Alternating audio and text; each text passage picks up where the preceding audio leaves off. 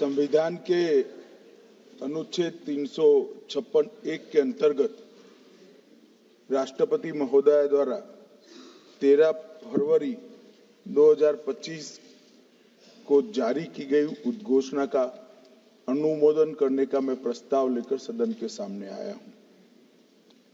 मान्यवर, हम सब जानते हैं कि हाईकोर्ट के एक फैसले के कारण मणिपुर में दो समुदायों के बीच में आरक्षण संबंधी विवाद के कारण एक जातीय हिंसा का उद्भव हुआ। मान्यवर, ये रायट्स नहीं है ना टेररिज्म है।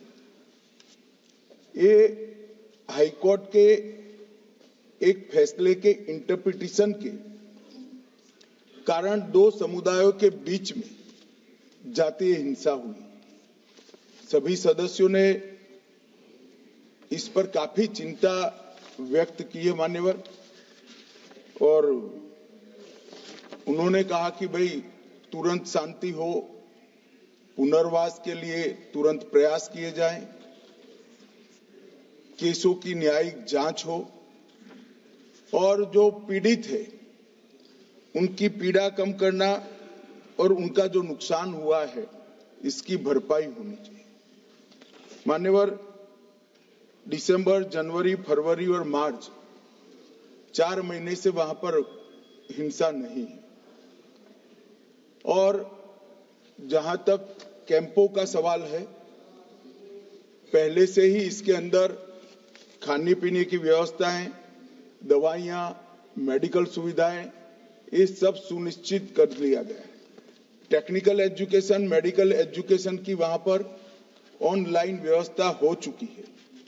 प्राइमरी एजुकेशन के लिए कैंपों के लिए अंदर ही वहां पर वर्ग लगाए गए हैं, जहां इनकी पढ़ने की सुविधा करने का प्रयास किया गया। मैं नहीं कहता कि ये सुविधा अपने घर में रहकर बच्चा पढ़ता है इतनी अच्छी है, मगर हम सब जानते हैं मान्यवर, जब जातीय हिंसा होती है तब ये सारे प्रश्न खड़े होते हैं। मुझे लगता है कि इसको पार्टी के साथ एकदम जोड़ना नहीं चाहिए। मैं इस तरह का जवाब भी देना नहीं चाहता सदन में कि आपके समय में इतनी हिंसा हुई थी, हमारे समय में इतनी हुई, आपके समय से हमारे समय में कम हुई है। हिंसा होनी ही नहीं चाहिए। इसमें इन प्रिंसिपल किसी की इस सदन में असहमति नहीं है, परंतु पिक्चर इसी तरह से खड़ा करने का प्रयास किया कि भाई भाजपा के शासन में ही जातीय हिंसा हुई है। मान्यवर, मैं 2-3 चीजों पर ध्यान आकर्षित करना चाहता हूं। पहले मैं सिर्फ मणिपुर की ही बात करूंगा। मणिपुर में 1993 में जातीय हिंसा हुई, नागा कुकी संघर्ष हुआ। 93 से 98 तक 5 साल तक चला, 750 मौतें हुई। और मान्यवर, इसके अंदर छूट-फूट घटनाएं 1 दशक तक चलती रही। मैं ये नहीं कहता कि 1 दशक तक चली थी, हमारा कम हुआ है। हम तो ऐसा मानते हैं हमारे समय में जरा भी नहीं होना चाहिए था, मगर एक दुर्भाग्यपूर्ण फैसला आया और इसके कारण हिंसा बढ़ी। इसको तत्काल कंट्रोल कर दिया गया। जो 260 मौतें हुई है मान्यवर, इसमें से 80% पहले 1 महीने के अंदर ही हुई। 80%। बाकी सारी मौतें बाकी महीनों में होती गई। मान्यवर, कुकी पाइते संघर्ष हुआ 97-98 में। 50 से ज्यादा गांव नष्ट कर गए, 40,000 लोग विस्थापित हुए, 352 लोग मारे गए, सैकड़ों घायल हो गए, 5,000 घर जलाए गए। मतई पंगल संघर्ष हुआ 1993 में। उस वक्त 100 से ज्यादा मृत्यु हुई थी और 6 माह तक हिंसा चली। अब मैं चित्र इस तरह से खड़ा कर दिया गया कि भारतीय जनता पार्टी विफल हो गई। मैं इतना ही कहना चाहता हूं, ये तीनों हिंसा, बड़ी बड़ी हिंसा, 10 साल, 3 साल और 6 माह और सैकड़ों मृत्यु, इससे भी ज्यादा, वो इंडी अलायंस के शासन में तीनों वक्त आपके ही प्रधानमंत्री थे और उसके बाद भी नहीं गए, कोई गृह मंत्री भी नहीं गया। जो मुद्दे उठाते हैं उनको मेरा सिर्फ छोटा सा वास्तविकता मैं बताना चाहता हूं। और मान्यवर, ये तो जातीय हिंसा थी।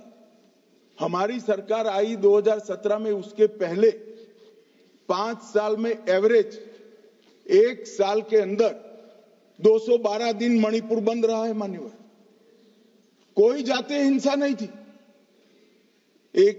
लगभग 1000 से ज्यादा एनकाउंटर हो गए। सुप्रीम कोर्ट को संज्ञान लेना पड़ा था मान्यवर। हमारे 6 साल में एक भी दिन बंद नहीं रहा, ब्लॉकेड नहीं हुआ, हिंसा नहीं हुई। जब एक विशिष्ट परिस्थिति हुई कि सुप्रीम कोर्ट के एक जजमेंट का इंटरप्रिटेशन दोनों समुदायों ने अपने अपने खिलाफ किया, अरे हाईकोर्ट के, और 2 ही दिन में हिंसा भड़क गई। और एक ये भी कहा गया कि इसको नजरअंदाज किया गया। जिस दिन जजमेंट आया उसी दिन यहां से कंपनियां वायुसेना के विमान में मान्यवर वहां रवाना कर दी। कोई नजरअंदाज नहीं किया। इस सब में हम सबकी संवेदनाएं बराबर है भाई, होनी ही चाहिए। परंतु मेरा आप सभी से भी विनती है कि सरकार शांति प्रस्थापित करने के सभी प्रयास, उच्चतम प्रयास कर रही है। कृपया इसको पॉलिटिसाइज न करिए। और पॉलिटिसाइज करना है तो फिर डिबेट होगी, उसमें जवाब भी पॉलिटिकल देना पड़ेगा। मगर मैं ये नहीं चाहता मान्यवर। मैं चाहता हूं जिसका भी मृत्यु हुआ है, इस सदन ने उसके प्रति सम्मान रखना चाहिए, संवेदना रखनी चाहिए, मन में दर्द भी रखना चाहिए।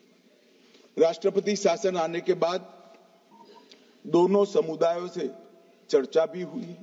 2 मीटिंग दोनों समुदायों के सारी संस्थाओं से अलग अलग हुई है। और बहुत कम समय में एक संयुक्त मीटिंग भी भारत सरकार के गृह विभाग के अधिकारियों के साथ होगी। हम इसका रास्ता ढूंढने का प्रयास भी कर रहे हैं। मगर पहली चिंता शांति प्रस्थापित करने की है। जैसा मैंने कहा, 4 महीने से एक भी मौत नहीं हुई है, 2 इंजर्ड हुए हैं और परिस्थिति बाय एंड लार्ज कंट्रोल में। मैं नहीं कहता संतोषजनक है। जब तक ये विस्थापित कैंपों में रहे तब तक संतोष होने का सवाल ही नहीं। पुनर्विसान पैकेज पर भी अभी चर्चा चल रही है मान्यवर। और आज तो मैं सदन के सामने मान्यवर ये राष्ट्रपति शासन का अनुमोदन कराने के लिए आया हूं। ये कहा गया कि अविश्वास प्रस्ताव, कोई अविश्वास प्रस्ताव रिकॉर्ड पर नहीं मान्यवर। कांग्रेस पार्टी के लिए अविश्वास प्रस्ताव लाने के लिए इतने विधायक ही नहीं है कि वो अविश्वास प्रस्ताव लाए। ये हमारे मुख्यमंत्री ने इस्तीफा दिया, फिर राज्यपाल ने भाजपा के 37, एनपीपी के 6, एनपीएफ के 5, जेडीयू के 1 और कांग्रेस के 5 सदस्यों से चर्चा करी। जब बहुमत सदस्यों ने कहा कि हम सरकार बनाने की स्थिति में नहीं है, तब राष्ट्रपति शासन की कैबिनेट ने अनुशंसा की, जिसको राष्ट्रपति महोदय ने स्वीकारा। और जो सुप्रीम कोर्ट का जजमेंट है, इसके हिसाब से मैं 2 माह के अंदर इसका अनुमोदन लेने के लिए आया हूं।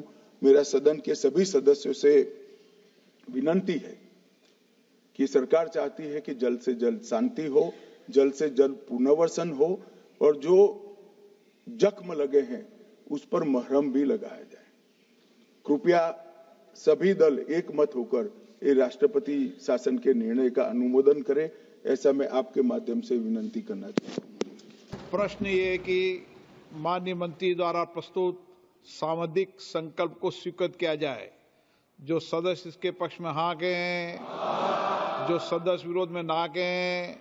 मेरे विचार में निर्णय हाँ वालों के पक्ष में हुआ, हाँ वालों के पक्ष में हुआ। सामंदिक संकल्प स्वीकृत हुआ।